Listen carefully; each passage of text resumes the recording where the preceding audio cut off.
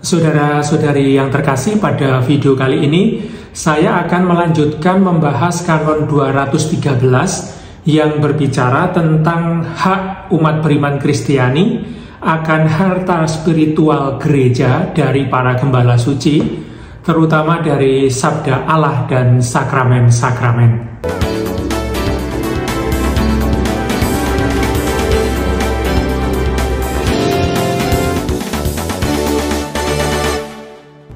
Dalam Kanon 213 dikatakan adalah hak umat beriman Kristiani untuk menerima dari para gembala suci bantuan yang berasal dari harta spiritual gereja, terutama dari sabda Allah dan sakramen-sakramen. Bagaimana Kanon 213 ini dijelaskan?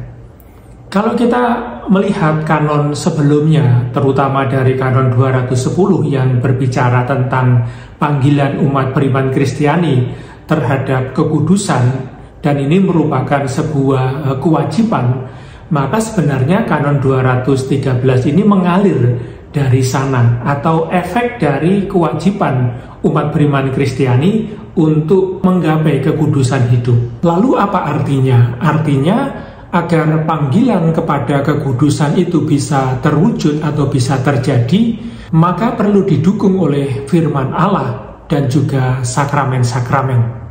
Berkenaan dengan sabda Allah ini, dalam Kanon 762 dikatakan bahwa umat Allah pertama-tama dihimpun oleh sabda Allah yang hidup, yang diperoleh dari para imam dan para pelayan suci, yang tugas utamanya memang mewartakan Injil Allah.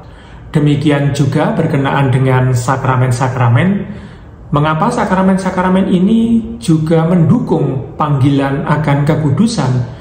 Karena sakramen-sakramen tersebut diadakan oleh Kristus sendiri dan dipercayakan kepada gereja, yang dengannya iman itu diungkapkan, dikuatkan, dan juga dipersembahkanlah penghormatan kepada Allah yang akhirnya membawa atau menghasilkan kekudusan bagi manusia. Berkenaan dengan itu, di kitab hukum kanonik ini, buku 4, di sana ditegaskan bahwa tugas gereja itu memang menguduskan.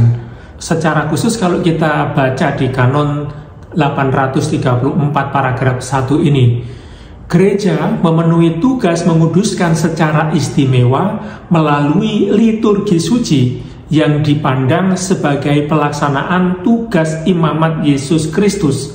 Di dalamnya pengudusan manusia dinyatakan dengan tanda-tanda indrawi serta dihasilkan dengan cara masing-masing yang khas.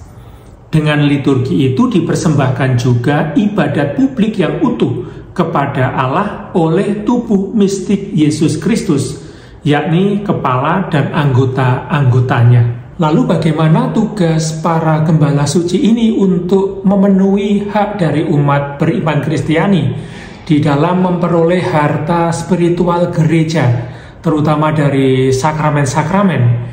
Dalam Kanon 839 paragraf 1 di sana dikatakan bahwa gereja melaksanakan tugas pengudusannya dengan cara-cara, entah dengan doa-doa, melaluinya dimohonkan kepada Allah agar umat beriman dikuduskan dalam kebenaran, entah dengan perbuatan tobat dan amal kasih yang sangat membantu mengakarkan dan memperkokoh kerajaan Kristus di dalam jiwa manusia dan membawa keselamatan dunia. Lalu yang menarik apa yang disampaikan di dalam Kanon 843 paragraf 1, bahwa pelayan suci tidak dapat menolak pelayanan sakramen-sakramen kepada orang yang memintanya secara wajar, berdisposisi yang semestinya, serta tidak terhalang oleh hukum untuk menerimanya.